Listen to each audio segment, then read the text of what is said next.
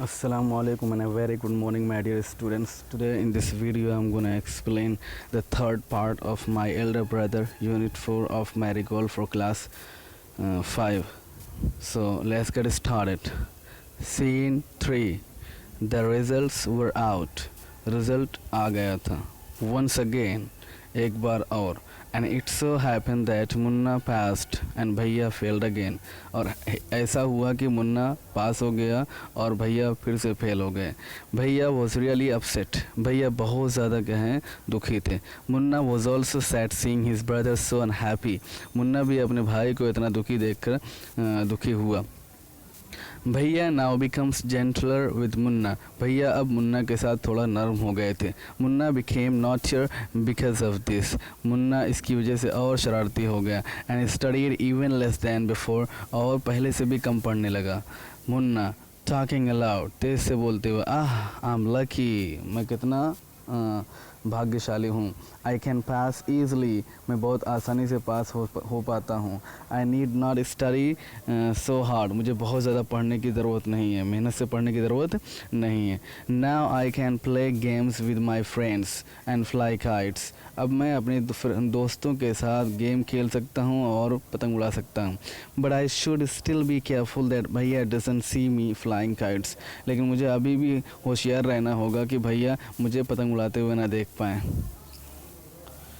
One day, a kite is flying slowly downwards. Munna starts running in order to grab it. Suddenly, he comes face to face with भैया.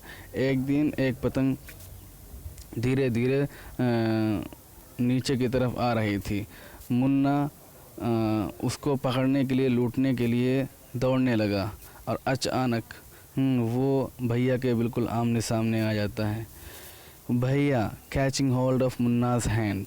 भैया मुन्ना का हाथ पकड़ करके बोले, aren't you ashamed to be playing kites all day long.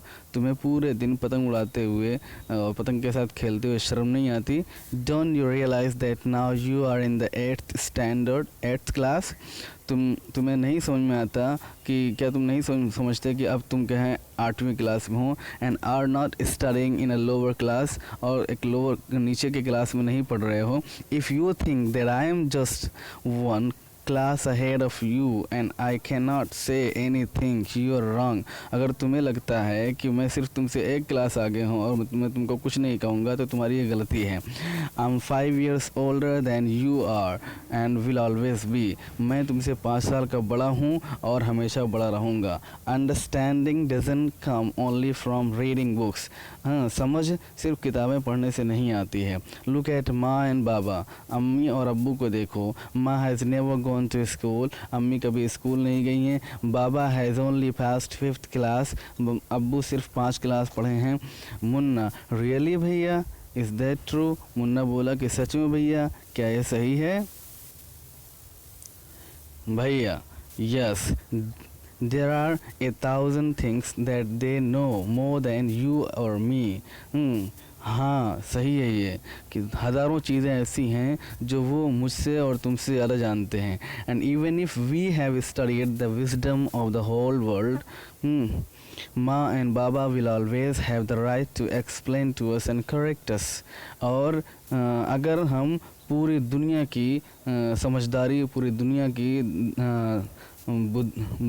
बुद्धिमानिता को पढ़ लें, पूरी दुनिया की चीज़ें पढ़ लें, लेकिन फिर भी अम्मी और अब्बू को हमेशा एक्सप्लेन करने का अधिकार होगा कोई भी चीज़, और हमें वो चीज़ कहें दुरुस्त कराने का उनको अधिकार होगा. यानी हमारी बात सही करने का और हमारे कहें टोकने और रोकने का उनको अधिकार होगा, भले से उन्होंने कम पढ़ा है. Now what would you do if I were to fall sick today? अब बताओ तुम कि तुम क्या करोगे अगर मैं अभी बीमार हो जाऊं. ठीक है. मुन्ना आई डोंट नो भैया. मुन्ना बोला भैया मुझे नहीं पता. I would tell Baba and he would rush to the hostel. मैं बाबा से कहूँगा और वो कहें हॉस्टल की तरफ भागेंगे. भैया आहा, हॉस्टल भाग कर के आएंगे. भैया आहा, I had expected this answer. भैया बोले कि ठीक है, मुझे इसी आंसर की क्या एक्सपेक्टेशन थी, उम्मीद थी। Now Baba would not get upset. अब बाबा नाराज़ नहीं होंगे। ही वुड फर्स्ट, या दुखी नहीं होंगे। He would first try to find out what was wrong. वो पहले सोचने की कोशिश करेंगे, पता लगाने की कोशिश करेंगे कि क्या चीज़ गलत थी या क्या गलत हुआ है। And then he would call a doctor. फिर वो एक डॉक्टर को बुलाएंगे। बाबा would know exactly what to do. अब्बू को पता है कि एग्जैक्टली क्या करना है। ठीक है। Munna with tears in his eyes, भैया I am sorry, what you say is true. Munna अपनी आंखों में आंसू लिए हुए बोला, भैया मुझे माफ़ कर दीजिए, जो आप कह रहे हैं वो सही है। भैया हक्स मुन्ना लविंगली। भैया मुन्ना को प्यार से गले लगाते हैं। भैया I also like to play in kites, fly kites. भैया बोले कि मुझे भी खेलना और पतंग उड़ाना पसंद है। But if I also play then how can I watch out for you. लेकिन अगर मैं भी खेलने लगूँ तो मैं तुम्हें कैसे देखूँगा, तुम्हारी निगरानी कैसे करूँगा। यू आर माई रिस्पॉन्सिबिलिटी, तुम तो मेरी जिम्मेदारी हो। मुन्ना आई लव यू भैया। मुन्ना बोला, भैया मुझे मैं आपको बहुत पसंद करता हूँ, आपसे प्यार करता हूँ। फाउंडेशन मीन्स होता है सॉलिड बेस, मतलब बुनियाद, मजबूत बुनियाद। और शेड्यूल मीन्स होता है टाइम टेबल। ठीक है। ईजी ऐसे मीन्स होता है जो ऐसे लिखा जाता है। ऐसे मीन्स ऐसे कंपोजिशन ऑन एनी सब्जेक्ट, किसी सब्जेक्ट पे आप कुछ लिखें तो वो ऐसे कहलाता है। ठीक है। एक पैराग्राफ, दो पैराग्राफ में कुछ भी आप लिखें, तीन पैराग्राफ में, तो पैराग्राफ का कॉम्बिनेशन होता है ये ऐसे। आइडलिंग मतलब होता है विदाउट एनी पर्पस, लेजी मतलब बेकार करना। आइडलिंग मतलब बेकार करना। और मास्टर मीन्स होता है महारत हासिल करना, और किसी चीज़ में क्या है, टैलेंटेड होना।